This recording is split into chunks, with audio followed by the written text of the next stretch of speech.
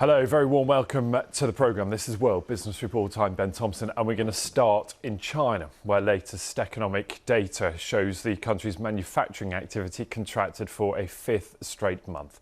Well, the official Manufacturing Purchasing Managers Index, it rose slightly to 49.7 in August. That was slightly higher than many were expecting. But that figure is still below 50, which does signal a contraction. Now, it is pretty safe to say that much anticipated post-COVID rebound hasn't materialised just yet. There are also worries about the country's indebted property sector. Today, Moody's downgrading the Chinese property giant Country Garden. Once again, the firm now faces a crucial vote to avoid defaulting on a bond repayment. We're going to keep a close eye on that for you. We'll get some expert analysis for you in just a moment. But from the workshop of the world to a fast-growing economy, a very different picture in India, where the economy grew at its quickest pace in a year in the April to June quarter. It grew by 7.8%. That's thanks to strong services activity and robust demand. Enviable, of course, by many countries in Europe, but India's economy is actually predicted to double in size over the next 8 years and become the second biggest in the world later this century. So why and what's going on right now? Our India business correspondent Nikhil Inamdar has the very latest from Mumbai. Feeding her family of 4, this humble vegetarian meal costs Usha a third more than it did a few months ago.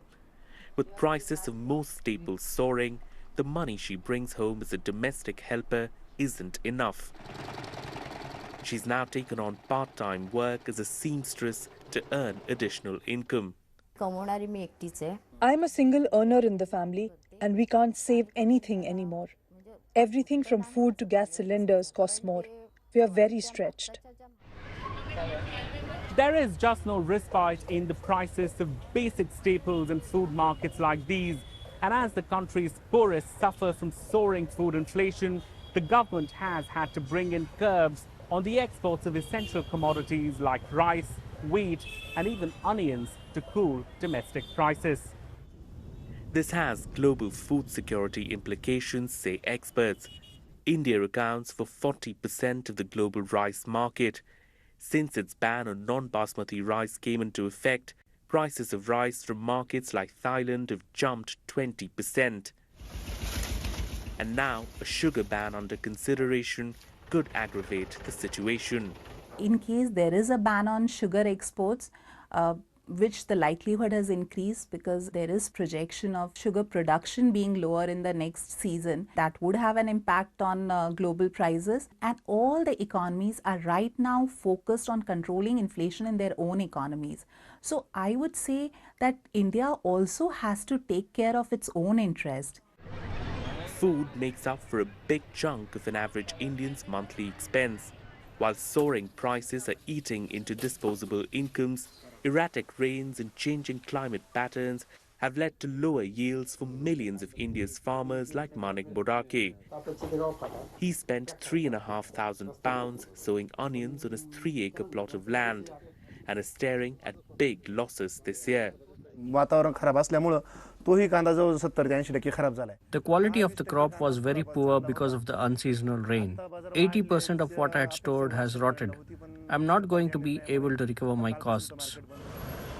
With a big general election looming, unrest due to high food prices is a risk no government will want to confront.